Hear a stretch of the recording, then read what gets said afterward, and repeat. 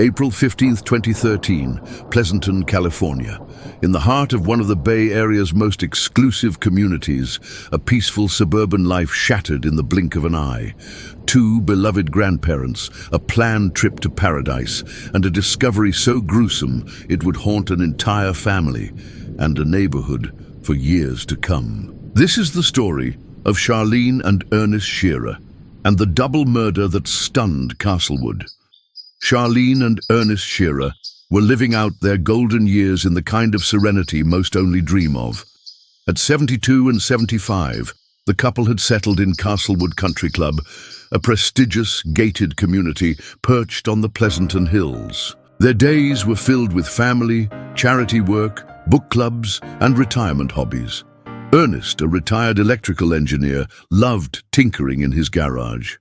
Charlene, gentle and community-driven, was known for her beautiful garden and passion for helping animals.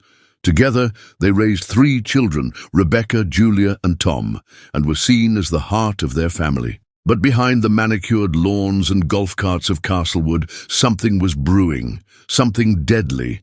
April 14th was supposed to be a joyful day. The Shearers had long planned a trip to Hawaii, a gift to themselves, a celebration of life and love. But when they didn't answer their phones the night before the flight, their children grew uneasy. Rebecca, their eldest daughter, decided to check in. The cars were still in the garage, no sign of movement. She used her spare key and walked into a silence that felt suffocating. She followed a faint, metallic scent, until her eyes fell on the blood trail leading to the bedroom. What she found inside would change everything. Charlene and Ernest Shearer were dead, brutally murdered in their own home. Pleasanton police were called to the scene immediately. Inside the Shearer residence, nothing was stolen, nothing was broken. The house was eerily tidy, except for the bedroom. Ernest had suffered massive head trauma, blunt force, likely from a tool. Charlene had been bound with electrical cord, violently beaten. Blood spatter told the story of a struggle. Whoever did this took their time. There were no signs of forced entry. Jewelry was untouched. Police quickly ruled out a robbery. Instead, they started looking closer at those closest to the couple. The Shearers had no known enemies. Their friends and neighbors were shocked. But soon, one name kept surfacing: Michael Patrick Smith, Charlene's son-in-law. Michael was the ex-husband of Julia Shearer. Their divorce 2 years prior had been messy, fueled by domestic violence, financial instability, and bitter custody disputes. Michael believed the Shearers turned Julia against him. He was overheard multiple times threatening the family. "They're poison," he once said. "They'll pay for this." Investigators began looking into Michael's alibi. He claimed he was staying with a friend in San Jose the night of the murders. That friend, however, told a different story. He hadn't seen Michael until the next afternoon. Detectives began scouring Castlewood security footage. At 8:43 p.m., a truck matching Michael's was spotted near the Shearer home. Then came the break.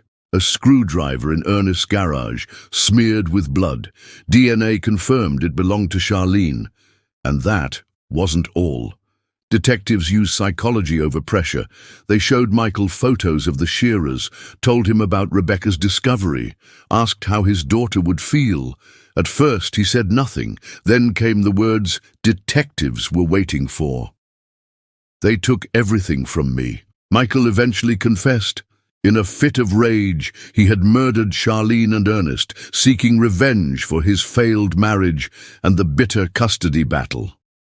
His confession shocked the Shearer family. No one had ever suspected Michael of being capable of such violence. They thought he was just angry, but not a killer. As the details of Michael's confession came to light, investigators learned that he had planned the murders for weeks. He knew the Shearers' schedules and had even made a note of when they'd be home alone. Michael admitted to entering the home under the cover of darkness, using tools from Ernest's own garage to commit the crime. The couple's home was left untouched, nothing stolen, leaving no clear motive other than Michael's rage and his twisted sense of justice. Michael's actions had a chilling finality. He had killed in cold blood, driven by anger and resentment. The murders rocked Castlewood. Porch lights stayed on, doors were locked. Families whispered behind curtained windows. The peaceful suburban life the Shearers had lived was now tainted by a brutal act of violence. The Shearer family never fully recovered. Julia moved away with her daughter. Rebecca suffers from PTSD. The home was eventually sold, but many neighbors say they still avoid that end of the street. Each year on April 14th, 2 candles are placed outside the country club gates. One for Charlene, one for Ernest. A silent reminder of how fragile even the most peaceful lives can be. Charlene and Ernest Shearer lived with kindness, gave without hesitation, and trusted the people around them. But all it took was one man's hate to shatter their world. In seeking revenge, he didn't just kill a couple. He destroyed an entire family. The justice they sought came too late to save the Shearer family from the scars left by Michael S. violence. But they'll never forget. And their legacy of love and care continues to live on in the memories of those who knew them best. Thank you for watching. If you found this story compelling, subscribe to Unsolved Mystery Secrets for more true crime documentaries every week. And remember, the darkest secrets often live right next door.